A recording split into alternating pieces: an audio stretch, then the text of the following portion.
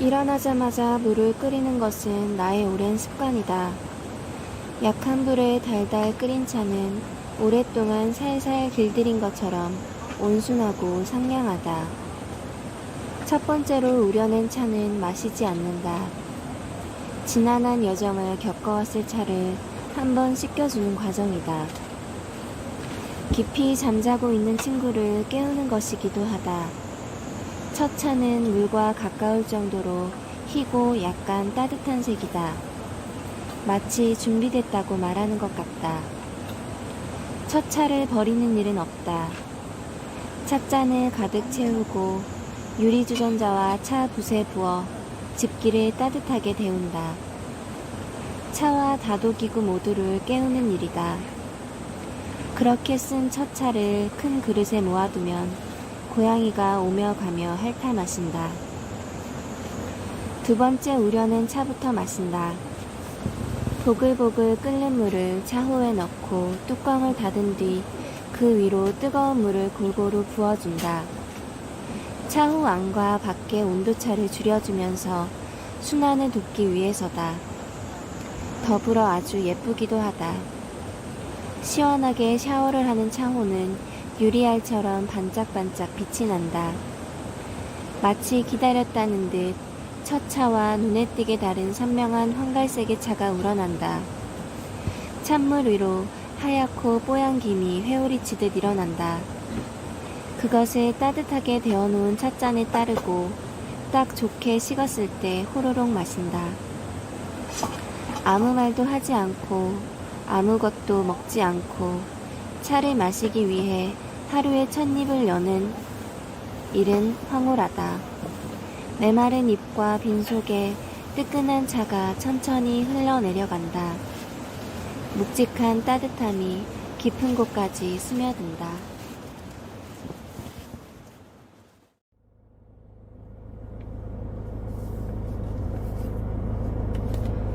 도량석 소임을 맡은 행자는 사람들보다 15분 먼저 일어난다. 모두가 꿈속의 끝자락을 헤엄칠 때 도량석은 일어나 소리 없이 이불을 갠다. 옷을 갖추어 입고 나가서 절에서 가장 큰 목탁을 든다. 그 목탁은 사람의 얼굴을 2개 합친 것만 하다. 그러고는 대웅전 앞마당 중앙에 서서 때를 기다린다. 나는 기다리는 동안 대웅전 마당에 대자로 누워 하늘에 뜬 별을 헤아리기를 좋아했다. 그 후로도 그때만큼의 별은 본 적이 없다. 그리고 어느 순간 수박을 깨듯이 있는 힘껏 목탁을 내려친다. 처음엔 크게 시작해서 아주 작게, 아주 작은 데서부터 다시 크게. 새벽에 정막을 깨는 첫 소리가 바로 도량석의 목탁이다. 사람들은 그 소리에 일어나 이불을 갠다. 산속의 새도 나무도 다람쥐도 고라니도 깨어나 하루를 시작한다. 그러면 마치 세상의 시작을 내가 알리기라도 한 듯한 기분이 들었다. 도량석은 사람들이 일어난 뒤에도 도량 전체를 돌아다니며 연부를 웬다. 숙련된 도량석이라면 정확히 15분 내에 모든 연부를 마칠 수 있다. 그즈음 종송을 하는 사람이 일어나서 준비를 마치고 대웅전 왼쪽 모서리에 있는 종 앞에 앉아 도량석이 주는 큐사인을 기다린다. 도량에 울리는 목탁 소리가 멈출 때까지. 그리고 도량석의 연불이 끝나는 동시에 종송이 다음을 이어받는다. 목탁과 종을 치며 예불을 이끌어 나가는 모든 일식을 집전이라 한다. 절에서 목탁을 쥐고 종을 친다는 것은 행자가 가질 수 있는 영예 중 하나다. 한국의 연불은 그냥 들어서는 그 뜻을 도저히 알아들을 수 없다.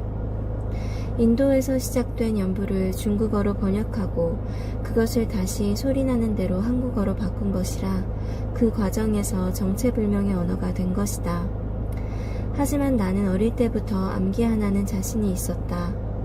보통 행자들이 2주 동안 외울 것을 3일 만에 외웠다. 밤낮으로 목탁과 종을 연습했다. 툭 치면 몇 시간 분량의 연부를 줄줄 외울 수 있었다. 사실을 말하자면 어렸을 때부터 내 목소리가 꽤 멋지다고 생각했다.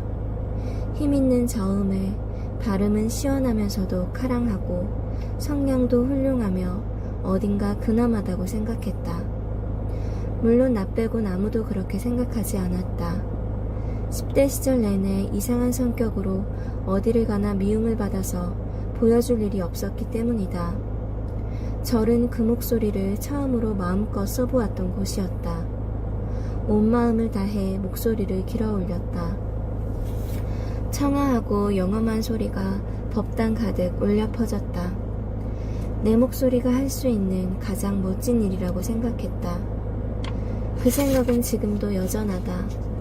세상을 깨우고 나를 훌쩍 넘어서는 넓고 큰 뜻을 마음에 새겼다.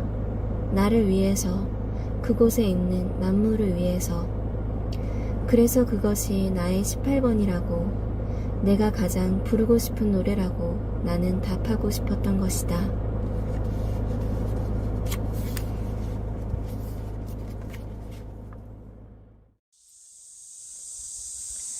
모두 내가 처음 보는 사람과도 거리낌 없이 대화하는 사람이라 생각했고 나도 그렇다고 굳게 믿었다. 그 모든 것이 내 방식의 낯가림이라는 것을 깨닫기 전까지는. 그렇게 정신 나간 사람처럼 떠들고 온 날이면 혼이 쏙 빠진 것처럼 피곤했다. 정작 내가 누구를 만났는지 새까맣게 잊어버렸다. 내뱉은 수많은 말 중에 진심으로 하고 싶었던 말은 한마디도 없었다는 것을 알 수 있었다. 바닥에 널브러져 몇 시간은 멍을 때려야 했다. 웃지 않는 상대를 견디지 못하는 순간 웃긴 사람은 우스운 사람이 되는 게 아닐까?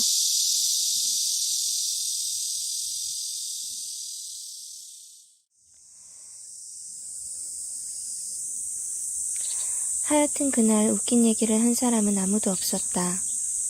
오히려 슬프고 이상하고 진지한 얘기를 늘어놓았다. 그들 자신의 얘기였다. 그제야 무대에 선 사람이 누구인지 보였다. 가벼운 농담은 우수수 부서졌다. 낯가림을 감추는 농담, 누군가를 깎아내리는 농담 따위는 절대 그곳에서 꺼낼 수 없었다. 마주보고 했으면 당황스럽거나 눈물이 났을 이야기가 일어나서 했다는 이유로 너무 웃긴 얘기가 된다는 사실이 놀라웠다. 모두가 한 가지 이야기를 위해 몸과 마음과 시간을 내어주고 있었다. 진짜를 꺼내들어야 했다. 우리가 웃으면 꼭 무언가가 승화되는 것 같았다. 그 이야기를 보호해주는 어떤 기운이 생기는 것 같았다.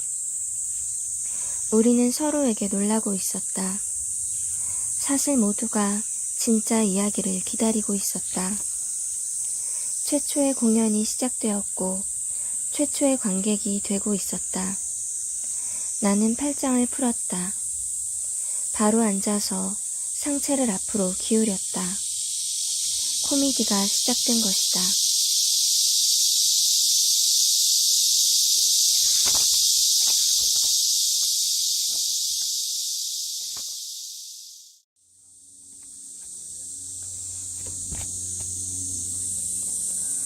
인천 토박이로 살면서 가장 관심이 없었던 것은 다름 아닌 인천이었다. 인천에 사는 사람들의 공통적인 특징은 인천에 결코 살지 않는다는 것이다. 분명 살고 있는데도 스스로가 인천에 살고 있다는 자각이 없다. 모두 잠깐 머무른다고 생각한다. 지방에서 올라왔지만 서울에는 가지 못했거나 서울에서 살 수 없지만 지방까지 갈 수 없었거나 어딘가 가기 위해서 잠시 쉬었다가 뜻하지 않게 그 자리에 머무른다. 인천은 한 방향으로 흐른다. 인천에서 나오려는 방향이다. 아무도 인천으로 향하지 않는다. 인천과 서울을 잇는 고속도로에서 막히는 쪽은 언제나 서울 가는 방향이다. 인천은 떠난다는 말이 어울린다. 한번 벗어나면 본능적으로 다시 갈 일을 만들지 않기 때문이다. 가장 큰 장점은 서울과 가깝다는 점이다. 서울 쪽에 산다고 말하고 뒤에 살짝 인천을 끼워둔다. 머물다 어쩐지 떠나지 못한다. 하지만 결코 살지 않는다. 그런데 인천은 서울보다 넓다. 그렇다면 누가 인천에 사는가? 인간 천국. 어질인과 내천을 쓰는 본래 뜻처럼 인천은 어질게도 모두를 끌어안는다. 사실 모두가 인천에 산다. 길을 걷는 누구든지 붙잡고 물어보라. 인천에 친척 하나쯤 살지 않는 사람은 없다. 한국인의 먼 친척이 모두 인천에 있다. 어떻게든 하나쯤 인천에 끈을 두고 있다. 먼 친척의 도시라고 이름 붙여도 될 것이다.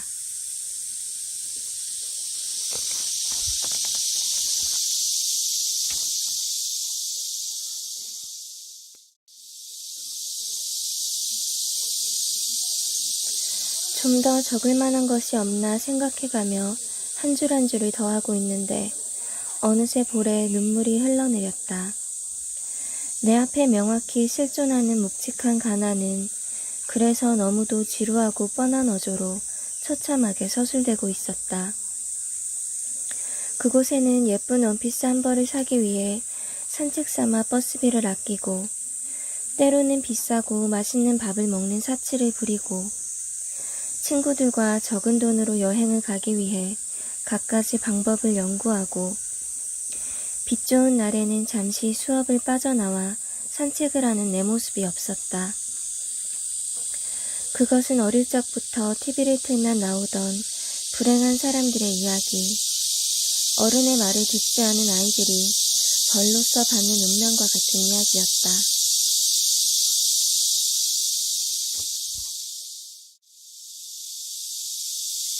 아빠는 내가 3살이었을 때부터 나를 데리고 다니며 산을 올랐다. 걸음마를 떼기 전에는 아빠 목에 올라탄 채 산을 올랐고 유치원 때는 아빠 손을 잡고 구구단을 외면서 한 걸음씩 올랐다. 마침 우리 집은 언제나 산동네에 있었다.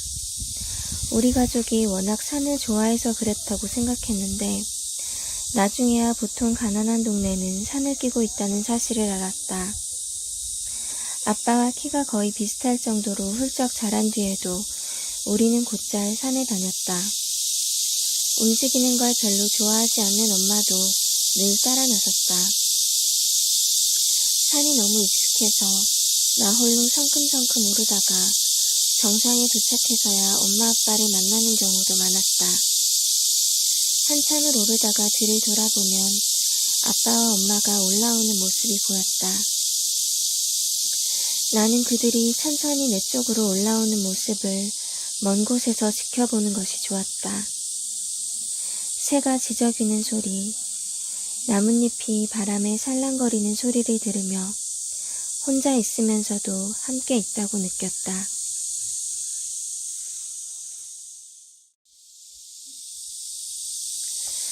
옛날부터 우리 가족은 항상 거실에 둘러앉아 차를 마시곤 했다. 내가 중학생쯤 되었을 때 가족 셋이 비용을 부담해 거실에 작은 다도상을 들였다. 그리고 몇 년 동안 TV를 비롯한 전자기기들이 서서히 거실에서 자취를 감추게 되었다. 각자의 일과를 마친 후 거실 찻상 앞에 모이는 일이 우리의 것이 되었다. 지방에 사는 큰아빠가 엄청나게 두꺼운 통나무에 유약을 발라 바퀴를 단 것을 우리에게 선물했고 우리는 그것을 찻상으로 삼았다. 실눈을 뜨고 보면 꼭 무궁화를 닮은 모양이라 무궁화라고 불렀다. 다도상에는 찻주전자와 3개의 찻잔이 있었다. 옛날 양은주전자를 닮은 투박스러운 찻주전자는 영철이라고 불렀다. 영철이로부터 그 차를 받아내는 유리주전자는 곡선이 예쁘고 풍만하여 곡실이로 이름 붙였다. 3개의 찻잔은 모양이 똑같았는데 색깔만이 상대적으로 조금 더 희거나 조금 더 붉거나 아주 붉은 정도의 차이가 있었다. 엄마는 가장 이성적인 아빠가 가장 흰 잔을 가져야 하고 가장 따뜻하고 열정적인 당신이 가장 붉은 잔을 가져야 한다고 말했다. 나는 줄곧 바라보던 조금 붉은 잔을 내 앞으로 가져왔다. 그렇게 우리는 각각의 잔의 주인이 되었다. 우리는 차를 마시면서 오늘따라 물을 머금은 영철이가 더욱 멋지네. 혹은 복실이의 둥근 곡선은 언제 보아도 풍만하네. 같은 말을 하곤 했다. 조곤조곤 이야기하는 날도 있었고 서로 얼굴을 빨갛게 붉히며 씩씩거리고 화를 내는 날도 있었다.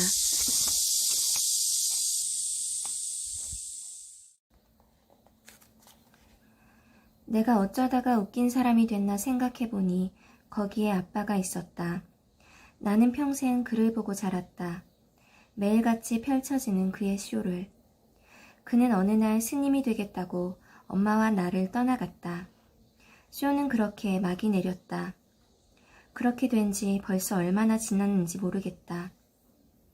그 뒤로 한 번도 그를 본 적이 없다. 매일같이 내 친구들에게 너는 누구냐고 물었던 그는 어쩌면 자신이 누구인지를 묻고 싶었는지도 모르겠다. 나는 그가 떠났다는 것이 얼마나 슬픈지 잘 알지 못했다. 나는 그저 서서히 놀라고 있다. 거울을 볼 때마다 그의 얼굴이 보이는 것에, 그가 좋아하던 특이한 반찬들이 내 입맛에 꼭 맞는 것에, 조용한 밥상이 너무도 어색한 것에, 난닝구를 안 입으면 아랫배에 바람이 들어서 배앓이를 하는 것과 난닝구랑 트렁크를 입으면 그 아래로 학처럼 쭉 뻗은 다리가 그와 소름 돋게 닮은 것에, 어떤 슬픔은 별의 속도와 비슷하기도 할까 생각한다. 우리가 보는 별은 사실 이미 소멸한 지 오래고 지금 보고 있는 것은 사실 몇십 년 전에 뿜어낸 빛인 것과 같이. 나는 내 삶에서 가장 웃긴 사람이 당신이었다는 것을 얼마 전에야 깨닫고 그 자리에 주저앉아 꺽꺽 울고 말았다. 그 자리는 당신이 떠나고부터 쭉 공석이라는 것을. 그래서 더러 나에게 아주 웃긴 이야기가 생겨버렸다는 것을 알게 되었다. 나는 여전히 아빠가 있던 시절을 꿈에서 본다. 아빠는 떠날 때 이런 말을 했다. 다솔이는 걱정 없어. 왜 그렇게 말했을까? 그는 맞는 말만 하는 사람이니까 그게 맞을 수도 있다. 하지만 그가 나를 걱정해주지 않는다면 너무하지 않은가? 그것은 그의 고유한 소임인데 말이다. 나는 이렇게 말해줄 걸 그랬다. 웃기고 앉아있네.